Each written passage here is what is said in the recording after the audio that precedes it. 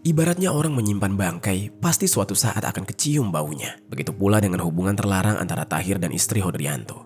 Halo Sobat Pena, apa kabar hari ini? Assalamualaikum warahmatullahi wabarakatuh. Hari ini kita akan kembali membahas kejadian-kejadian mengerikan, kisah nyata yang terjadi di muka bumi ini. Nasib tragis dialami oleh seorang pria yang berasal dari Kabupaten Sumeneb, Jawa Timur pada tahun 2024. Dia meninggal dunia dengan jasad ditemukan dalam kondisi tangan terikat sarung dan bagian kepala memar di tengah ladang tembakau. Rupanya tindakan keji ini dilakukan oleh seseorang yang masih tetangganya sendiri. Sakit hati dan tidak terima saat mengetahui bahwa istrinya berselingkuh dengan korban membuat si pria tersebut dengan tega menghabisi nyawa korban. Bagaimana cerita selengkapnya dari kasus yang satu ini? Langsung saja kita bahas di Kata Pena.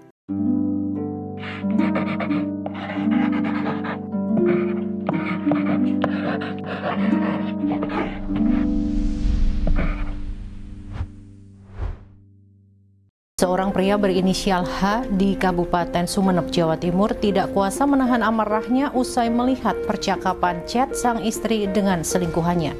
Sebelum kita mulai ke ceritanya, jangan lupa untuk subscribe channel ini dan bagikan video ini ke teman-teman kalian. Cerita ini dibuat berdasarkan berita yang sudah beredar dan diterbitkan oleh beberapa media publik yang aku sajikan dan aku rangkum dalam bentuk alur cerita. Kita mulai ceritanya. Jadi sobat, sepasang suami istri hidup di dalam kesederhanaan di Dusun Gaber, Desa Sodara, Kecamatan Pasosongan, Kabupaten Sumeneb, Jawa Timur. Sang suami bernama Hodrianto, namun identitas istrinya tidak banyak diungkapkan di media. Begitu pula informasi mengenai sudah berapa lama mereka membina rumah tangga, serta apakah mereka sudah dikaruniai keturunan atau belum, juga tidak dijelaskan. Di dalam kesehariannya, sepasang suami istri ini menjalani bahtera rumah tangga mereka dengan sederhana. Mereka tidak selalu menunjukkan keromantisan, namun juga tidak bersikap cuek atau datar. Semuanya terasa baik-baik saja dan normal-normal saja. Setiap pagi, sebagaimana kepala rumah tangga pada umumnya, Hodrianto memegang teguh tanggung jawab dengan memimpin, membimbing, serta berusaha menafkahi keluarganya. Diketahui bahwa sehari-harinya dia menjalani rutinitas sebagai seorang petani, dan itu memang mayoritas mata pencaharian warga di Dusun Gaber, Desa Sodara, Kecamatan Pasosongan. Sementara Hodrianto bekerja keras di ladang, istrinya tetap tinggal di rumah mengurus kebutuhan rumah tangga. Sesekali, dia juga bersosialisasi dengan para tetangga, sekedar berbincang atau saling membantu, agar ikatan kekeluargaan dengan warga tetap terjaga. Bisa dikatakan kehidupan yang mereka jalani sangat sederhana, tenang dan penuh rasa syukur, sebagaimana yang diidamkan oleh Hodrianto. Yang terpenting baginya, keluarganya tetap akur dan harmonis, sebab meski Hodrianto bukanlah tipe pria yang pandai menunjukkan romantisme, jauh di dalam lubuk hatinya, dia sangat cinta terhadap istrinya. Hodrianto tentu berharap dia dapat menua bersama dengan sang istri, saling menemani hingga akhir hayat sampai maut memisahkan. Namun sobat, ternyata harapan tidak selalu seindah realita. Tanpa pernah dibayangkan oleh Hodrianto, benih-benih pengkhianatan mulai tumbuh di balik kehidupan rumah tangganya yang tampak harmonis. Istrinya yang selama ini dia kira setia menunggu di rumah, mengurus pekerjaan rumah, rupanya menyimpan pengkhianatan. Diam-diam, dia malah kecantol dengan perhatian pria lain. Seseorang yang mungkin dianggapnya mampu memberikan sesuatu yang tidak bisa diberikan Hodrianto. Pria tersebut bernama Moh Tahir. Tahir ini berusia 40 tahun, dia warga dusun yang sama di sana. Bisa dikatakan mereka bertetangga dan diketahui sehari-harinya Tahir menjalani rutinitas sama dengan warga desa lain, yaitu sebagai seorang petani. Namun diketahui selain bertani, Tahir ternyata cukup ulet dan gigih mengambil pekerjaan tambahan untuk menambah penghasilan. Dia kerap bekerja serabutan sebagai tukang bangunan, bahkan mencari rumput untuk ternak.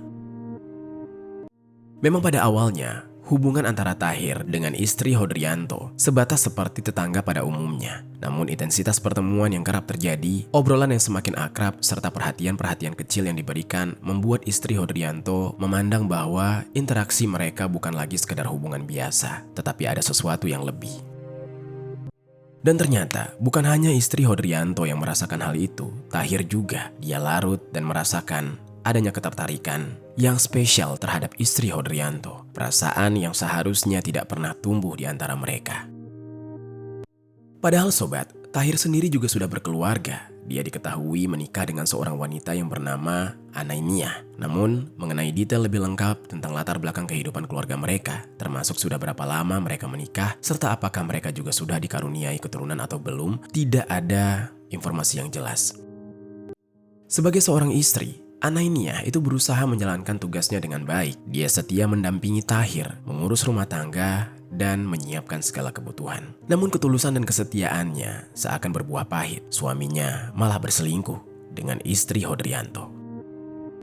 Baik antara Thohir maupun istri Hodrianto mungkin mulanya berdalih tidak berniat melangkah sejauh itu. Interaksi yang semakin intens, mulanya hanya sekedar sapaan singkat. Lama-lama malah menjadi percakapan yang lebih dalam. Mereka mulai saling bertukar kabar, cerita lewat pesan singkat, dan semakin hari justru semakin dekat. Dari situlah mereka mulai menjalani hubungan yang lebih serius. Keduanya sadar bahwa masing-masing sudah memiliki pasangan yang sah. Seharusnya mereka tidak seperti itu. Namun, mereka tetap melanjutkan semua itu. Artinya mereka sudah memutuskan untuk berkhianat, bermain api di belakang pasangan masing-masing. Mungkin menurut mereka, selama mereka pintar-pintar menyembunyikan hubungan, semuanya akan tetap aman. Keluarga mereka juga masih bisa berjalan utuh, meski kesetiaan di dalamnya sudah ternodai. Namun sobat, ibaratnya orang menyimpan bangkai, pasti suatu saat akan kecium baunya. Begitu pula dengan hubungan terlarang antara Tahir dan istri Hodrianto. Tepatnya pada hari Jumat tanggal 2 Agustus tahun 2024, saat malam mulai larut sekitar pukul 10 malam. Hodrianto yang berniat ingin menikmati malam bersama sang istri, justru tiba-tiba menemukan sesuatu yang tidak pernah dia bayangkan. Tanpa sengaja matanya tertuju pada sebuah pesan di handphone milik istrinya. Pesan itu bukanlah pesan biasa. Di antara barisan kata-kata itu, Hodrianto menemukan sebuah ajakan pertemuan dari seorang pria yang bernama Tahir yang mengundang istrinya ke tempat biasa mereka berjumpa. Hodrianto yang melihat pemandangan menyakitkan itu seketika sangat terpukul oleh kenyataan pahit, seolah kepercayaan yang selama ini dia berikan kepada sang istri hancur berkeping-keping. Amarah, sakit hati, dan rasa dikhianati bercampur menjadi satu. Dia merasa harga dirinya sebagai seorang suami sudah diinjak-injak. Bayangkan saja istrinya yang selama ini dia cintai justru berinteraksi mesra dengan pria lain, membuat hatinya terguncang hebat oleh rasa sakit dan kecewa. Lalu betapa lebih kecewanya lagi saat Hodrianto meluapkan amarahnya dan meminta penjelasan terkait apa yang baru saja dia lihat. Di saat itu istrinya justru tidak bergeming, tidak pula memberikan bantahan yang bisa menepis tuduhan. Sikap istrinya seolah sudah cukup membuktikan bahwa pengkhianatan itu memang benar. Kekecewaan yang amat mendalam seiring berjalannya waktu membakar akal sehat Hodrianto.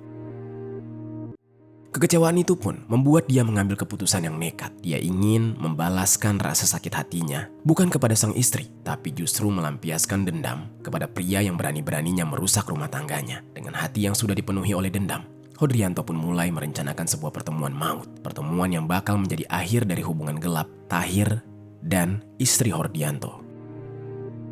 Di dalam pikirannya di saat itu, Hodrianto ingin memanfaatkan ajakan Tahir sebagai jebakan. Hodrianto di saat itu pun memaksa istrinya untuk menyetujui pertemuan itu di tempat biasa mereka jumpa. Sang istri yang merasa gelisah dengan rencana suaminya berusaha menghentikan Hodrianto jika memang berniat melakukan sesuatu yang nekat. Dengan penuh penyesalan istrinya berjanji bakal meninggalkan pria tersebut. Tapi dia mohon agar Hodrianto tidak berbuat sesuatu yang bisa menyerumuskan dirinya ke dalam masalah yang lebih besar. Hodrianto di saat itu sudah terlanjur dikuasai emosi. Dia tidak peduli dengan peringatan sang istri. Dia tetap memaksa istrinya untuk ikuti keinginannya dan rencananya. Istrinya yang ketakutan pun tidak bisa berbuat banyak selain mengikuti sang suami. Maka, sang istri pun membalas pesan dari Tahir. Dia setuju dengan pertemuan mereka. Namun sebelum menunggu kepastian kapan pertemuan itu terjadi atau tanpa mengetahui pasti lokasinya, Hodrianto yang saking tidak sabarnya untuk meluapkan amarah, langsung pergi begitu saja, membawa perasaan yang seiring waktu justru semakin membara, tidak terkendali.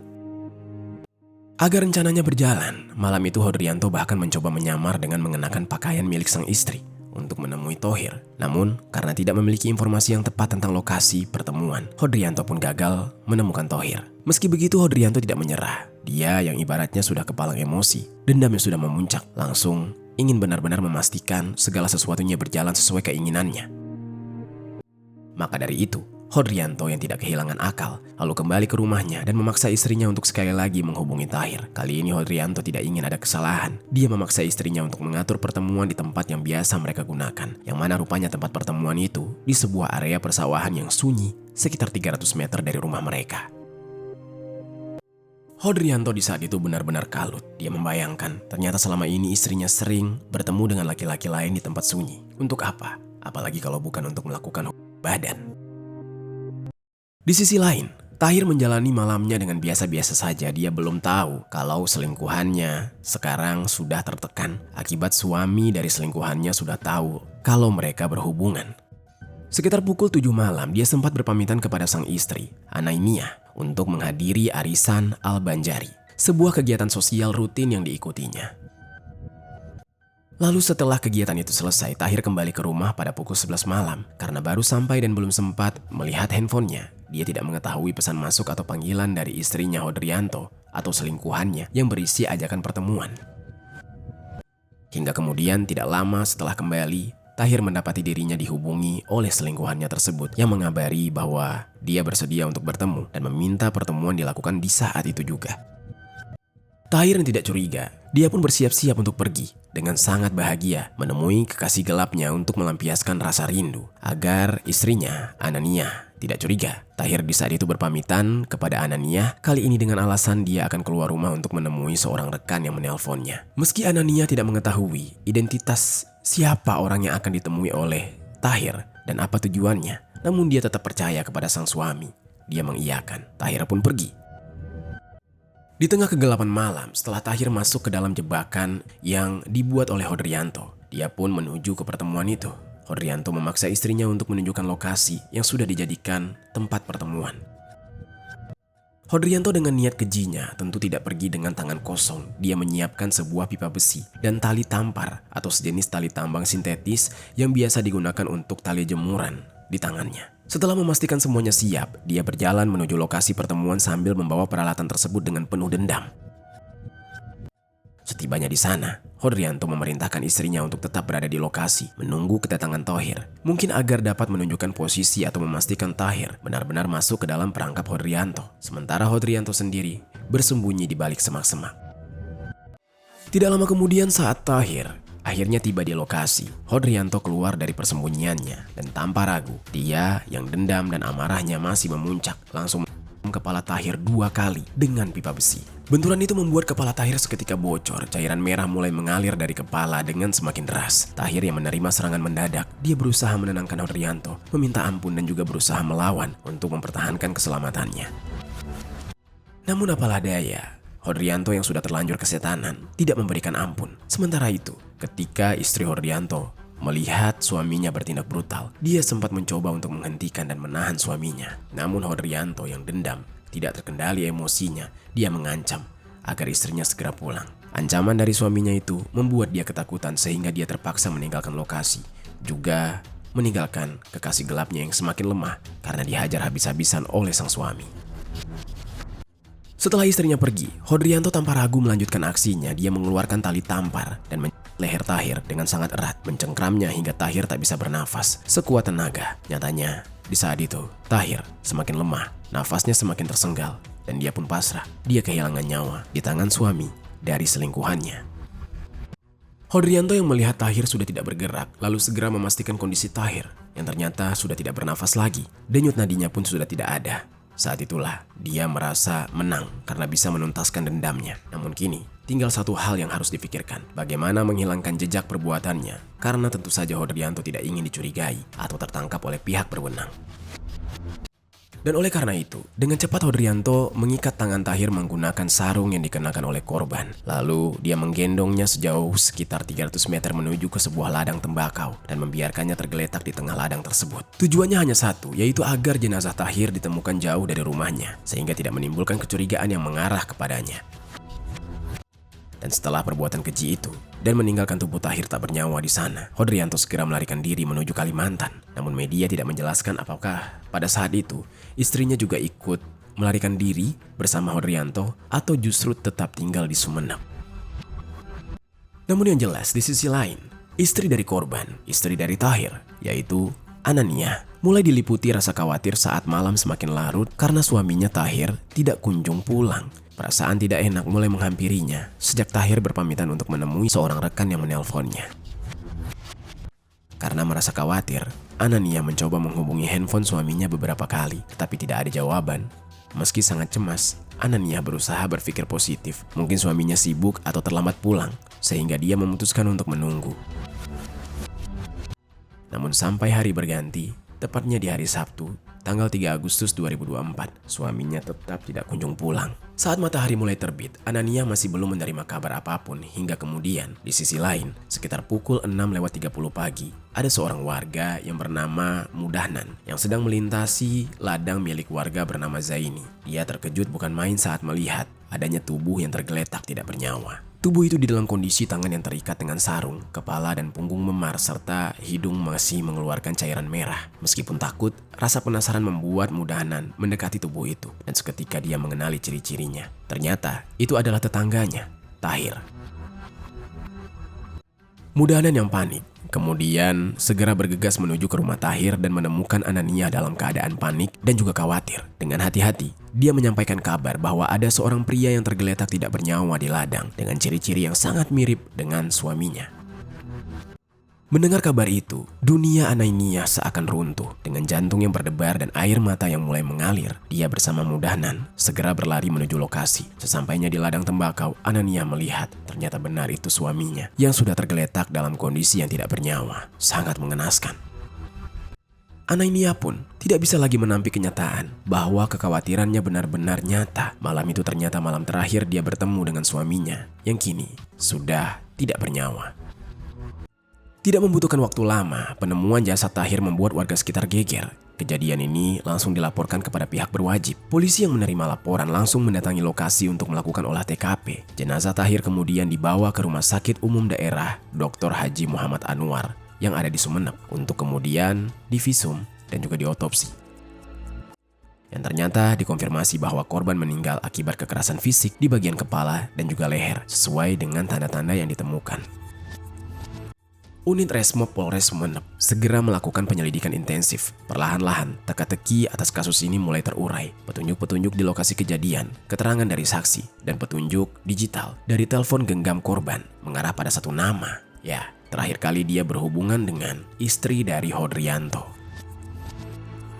Di saat itu, saat petugas mendatangi rumah dari Hodrianto, ternyata rumah itu kosong. Hodrianto dan istrinya tidak ada di sana. Dia sudah melarikan diri, mencoba menghilangkan jejak, menutupi kejahatannya.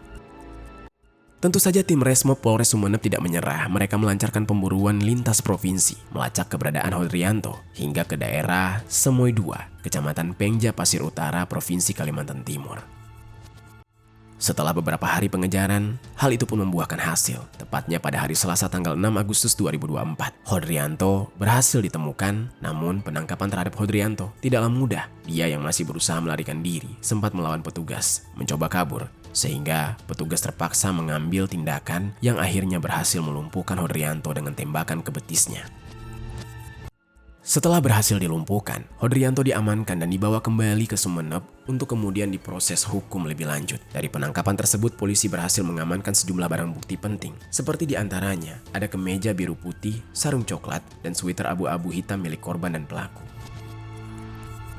Senjata yang digunakan di dalam aksinya itu juga berhasil disita. Di antaranya ada pipa besi sepanjang 62 cm dan tali tampar biru sepanjang 144 cm. Selain itu, ada sebuah handphone merek Vivo Y20 yang menjadi kunci komunikasi terlarang, yang mana inilah handphone yang diamankan. Bersama juga dengan rok motif daun dan kerudung hitam milik istri Hodrianto yang terlibat di dalam skenario tragis ini.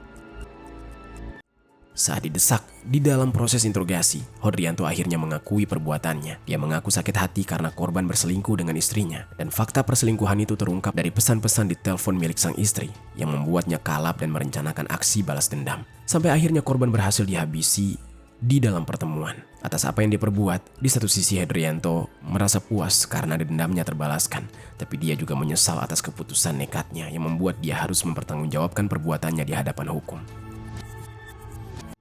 Di sisi lain, istri Thohir sangat kaget. Dia tidak menyangka ternyata almarhum suaminya dihabisi karena berselingkuh dengan istri dari pelaku. Dia hanya bisa tabah di saat itu. Namun penyesalan tidak bisa mengubah konsekuensi hukum yang harus dihadapi oleh pelaku.